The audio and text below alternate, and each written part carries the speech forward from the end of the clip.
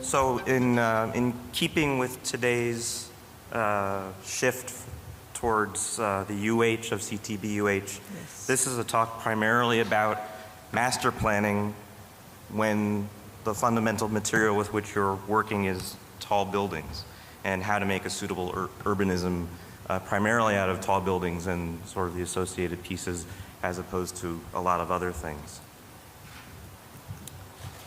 I'll use 3 case studies at once sort of accidental in the sense that they were never meant to be lumped together, and they have differences, but they're also quite related in some ways in their fundamental interests, struggles, and issues. They are from right to left on the screen: large, larger, and largest at 17 acres in central Mumbai, 55 acres adjacent to the Osaka Central train station, and 285 acres at the edge of Mumbai's core. Again, the first on the right began as a master plan, which we always knew would become architecture rather quickly. The others, and this is I think important to how we thought about them, we always knew were likely to be master plans only with architecture maybe coming in the distant future, but it causes us to think a little bit differently about how we get at the issues of master planning and making public space. They all share an interest in placemaking or setting the stage for placemaking in the case of the ones that sort of leave off before architecture, a concern about connectivity to their surroundings, a struggle to come to terms with the inescapable and inevitable podium plus tower format,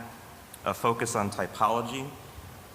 the belief that cities are made up not so much of buildings but the spaces in between, and a conviction, and this is also I think important to how we think about these projects, a conviction that master planning at this scale is as much about fabric as it is about the iconic exception. And I think it's somewhat unusual to talk about tall buildings as fabric, but I think that's sort of a little bit the essence of what we're talking about here in these 3 case studies. Now moving from left to right and in the order in which we will talk about these projects, the Wadala Vision Plan deals with an urbanism formed out of whole cloth by tall building fabric. The Osaka Station Plan deals with an urbanism transformed by tall building fabric, and the Srinivas Mills project deals with an urbanism, a rather delicate urbanism at the moment we tackled it, reinforced by tall building fabric.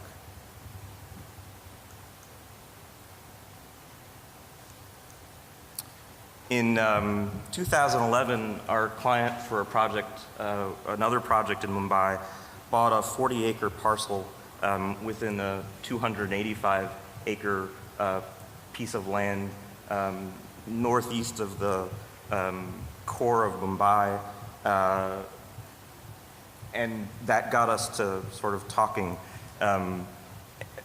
We said we're not sure if we're interested in master planning this other project we're already working on. This is the project I'll explain at the end of the presentation. But we said, you know, if you're going to develop those 40 acres or so, you sure have an interest in what's going to happen in the rest of this extraordinary piece of land. And it was an extraordinary piece of land in our mind. It existed at the edge of the sort of core of Mumbai, but in a way in the center of its metropolitan region. And we thought that was a rather fortuitous location. It actually had a great deal of promising transit and roadway connectivity. It had the opportunity to help us think about a multinodal city, which Mumbai is not, but really needs to be. It is a land that you can see here sits at the edge of the water. There are creeks and such things that drop into the harbor to the south, and indeed this is historically salt pan land, which essentially means it's one of the very important sponges in Mumbai for the seasonal ebb and flow of water. And so in monsoon season, this is a place that is actually extraordinarily important, and developing it, which would happen regardless of anything we do, the development will happen. Thinking about how to develop it in a way that actually makes sense and does not increase the difficult issues of water, made it an extraordinary opportunity for us. Basically, we thought of this as an R&D project where we could say, how can we think about a model that deals with sustainability, density, the overall patterns of a very large and dense city. So I'll sort of go to the end before I go to the part that we'll talk about a bit more. But we developed a set of 4 principles over the course of the master plan. First, to sort of think about connectivity, and again, as I said, this is a site that had some nascent and existing and future rail linkage possibilities, as well as good connectivity to roadways within the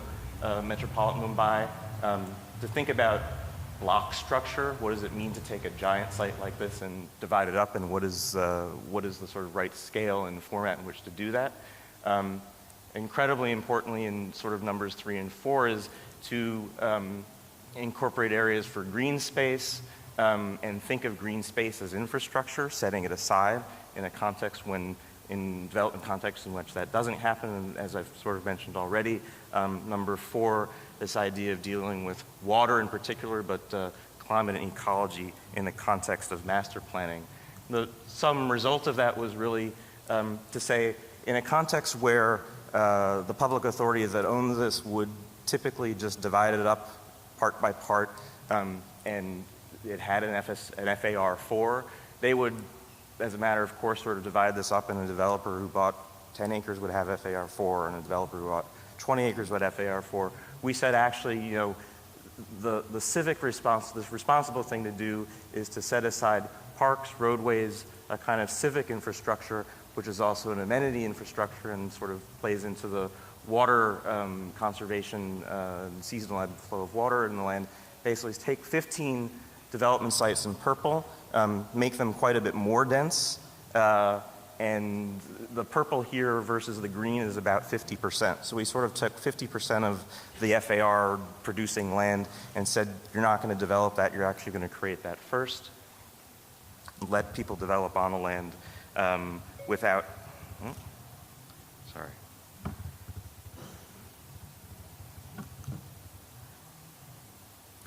So we developed this overall plan, and again, I'm sort of starting with the end before I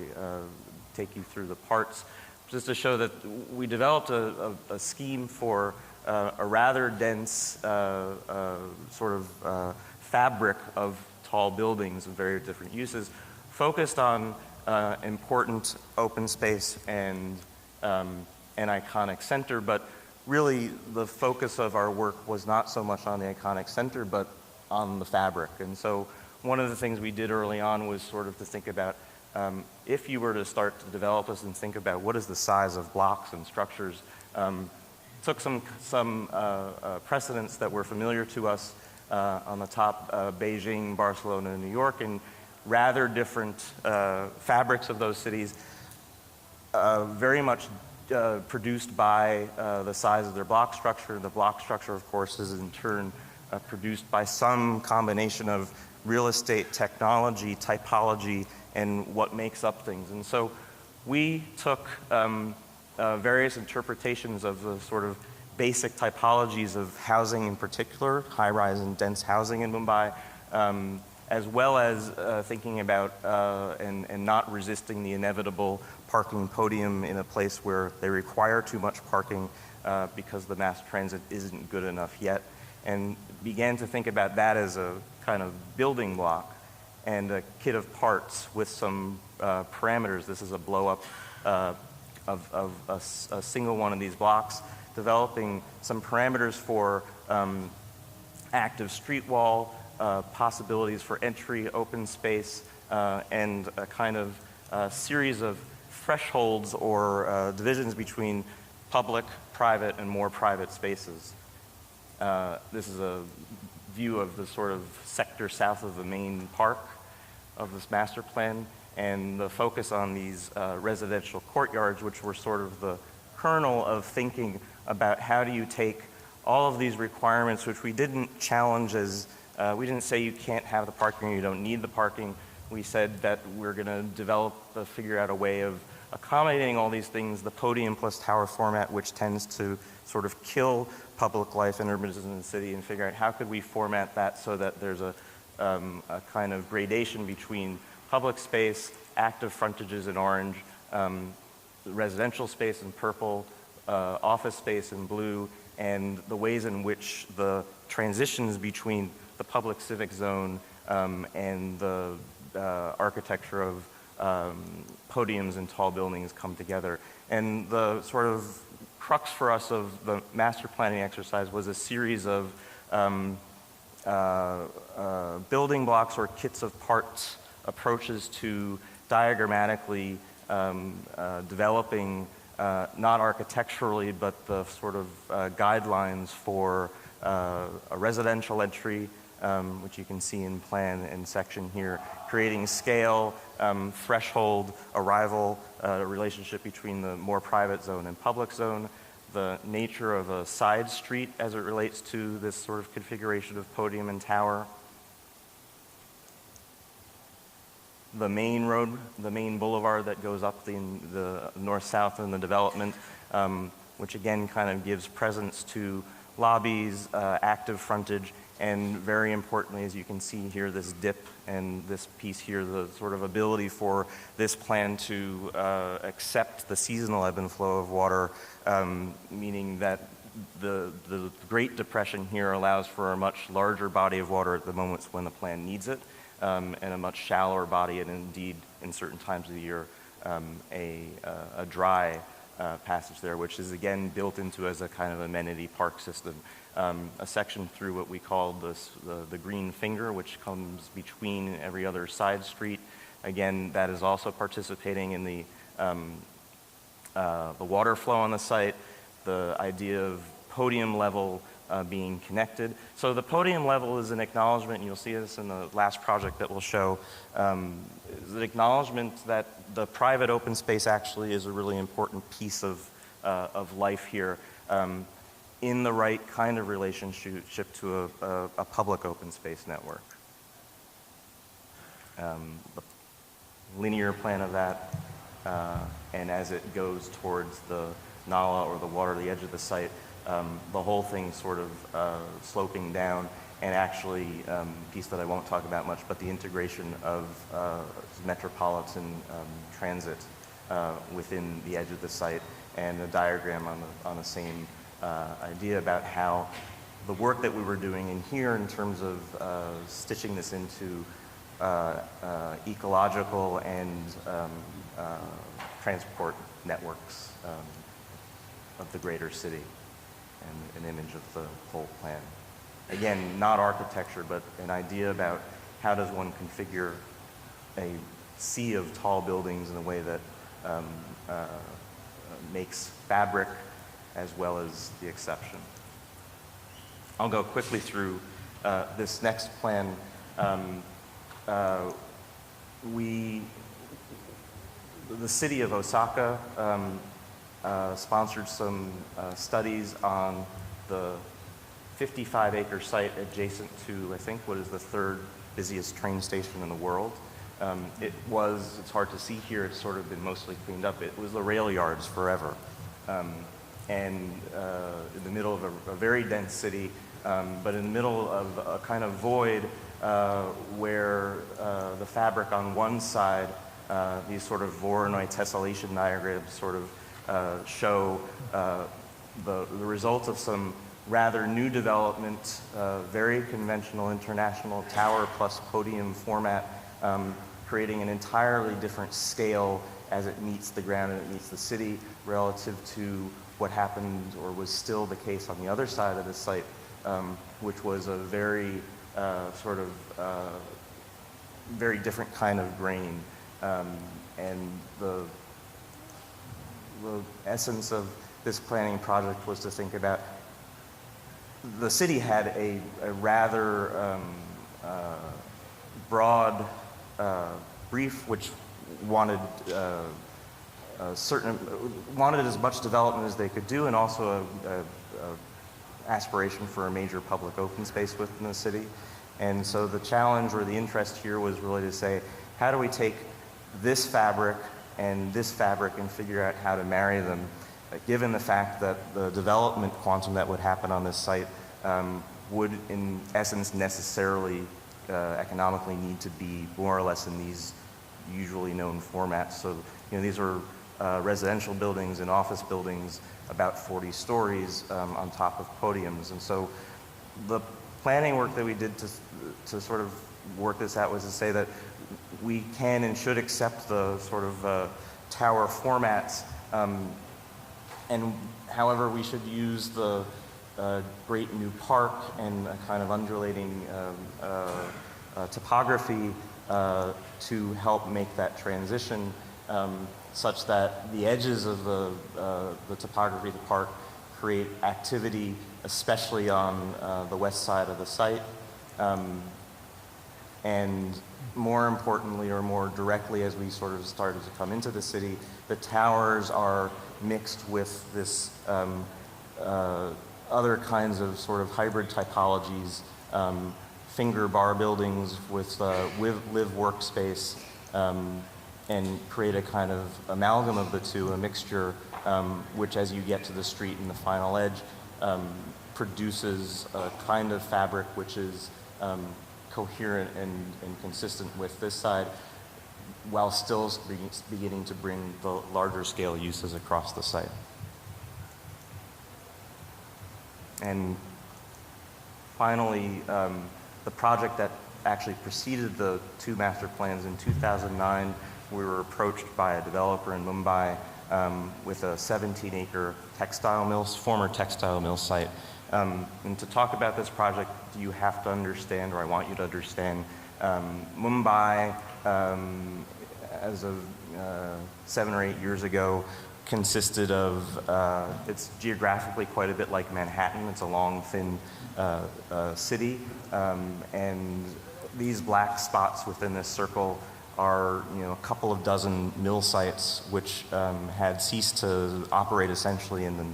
mid-80s. And you had a circumstance where this kind of location, which is equivalent to, geographically equivalent to Rockefeller Center in New York, where the city had grown around it, were all these very large empty sites. This is 17 acres, and you can see other former mill sites. The thing we noticed immediately about this site was that it was actually the only site left that actually wasn't a cul-de-sac unto itself. It connected a very major and important north-south road with a secondary north-south road. Nonetheless, it sort of tantalized us with the opportunity to make a new plan, something that actually could be very much a part of the city as opposed to something that happens in the city. At the time we took on this master plan, and to a certain degree what's happened since then even, is that developers get hold of a site and then begin to build, and becomes a rabbit warren. And so we were inspired not only by that, but also by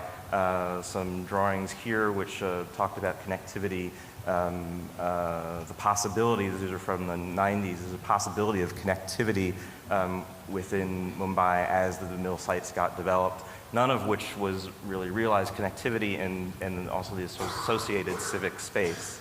And so when we got to the site, we actually walked onto the site. It had been vacant and unoccupied for about 25 years. Literally, that was this. We opened the gate, and these are the kinds of amazing things we saw. But what was also so striking to me at that first moment was that the city in Mumbai actually has a rather vibrant street life, urban character. This has all happened and grown around it. And so as we approached the beginning of the site planning exercise, we made the real estate proposition, as we were making our first urban design proposition, that this is a very good location in the city, but it wasn't a very effective place. And our first move, and maybe the only important move we ever made, was to say that we should start organizing this site around a street. And even though it's literally on private land, it should feel public and should operate publicly. And we proceeded to organize the development around this important piece, including a public park. The red lines at the master plan stage were the indication of activated frontage and activity, which allowed the private realm of development in dark green to exist here, and eventually a diagram of 3 residential towers and buildings that were probably going to be office, but also could be hotel and potentially residential as well in the more public part of the site. And so by November 2009, in 3 dimensions, we had that diagram. And as I said, again, we were sort of comfortable with this diagram in its simplicity because we knew we were going to proceed directly into an architectural phase. And by about a year later, we had the quality and character of architecture, some more indication of the public space and the street and the park. I'll go through this rather quickly. The individual projects was an office building that was a rendering. This is actually essentially complete, under construction, a 65-story residential tower, an 85-story residential tower, which is just starting to come out of the ground, and the tallest building, which is the one that people know from the marketing as World 1, which is rising just past the second setback here at about 85 stories right now, headed to 117. I'll go through this rather quickly as well because this is about master planning and urban space. The apartment tower and residences, a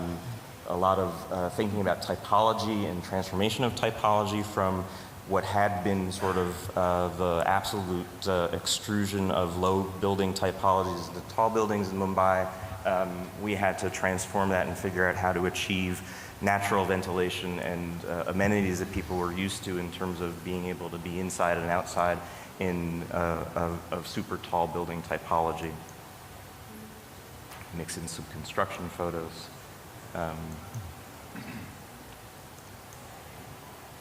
Now,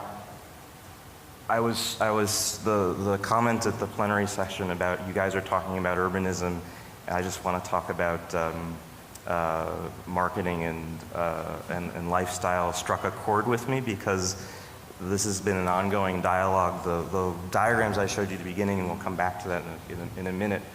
are the nearest and dearest to me, but our client has not seen fit in some ways to sort of advertise that. They, of course, advertise, and the amenities of the project of the private open space are quite incredible. Every layer of the project, I think, leading back to the urban scale, the urbanism, which I'll get to in a few slides, is, however, about this sort of series of thresholds, comfortable relationships between the most private zones, the less private zones, the arrival courtyard, and as we see it under construction, moving back out into the city, a kind of comfortable series of relationships between someone's home and domestic life and the city itself. And so you can see in plan diagram at the ground floor here, the sort of central courtyard with the entrances to the residential towers, an important aspect being the active frontage, which is going to be achieved within the podium here, the park space, and the beginning of sort of architectural ideas about how this podium face, which does indeed house a tremendous amount of parking and its ventilation requirements, but not to make that to be the expression of the project in what we think will be one of the more important public spaces within the city. The park on the right that you've seen in various diagrams, in the requirements in Mumbai, the typical procedure is that the developers figure out how to put that in a back corner, thereby satisfying their need but not actually fulfilling any responsibility. And our plan and our client are trying to do something different. The street and the park, again, together become one of the only new public spaces being created in this wave of development in Mumbai, which will be fitting of a world city. It's about 2.5 acres in total at the ground. You can see the expression of the facade here and the active frontage here. Again, this is rather diagrammatic rendering, but the idea is that this is a real and true public space within the city. The renderings followed by photographs of the actual space being constructed. A huge amount of construction going on the site, but begins to give you, as we walk back towards the main road that enters the site, again, still a lot to be completed, but it gives you begin to see the curvature of the road, the park being under construction on the side. And, for me, the most poignant photo I've taken or found of the work we've done is this, where this is really becoming part of the city.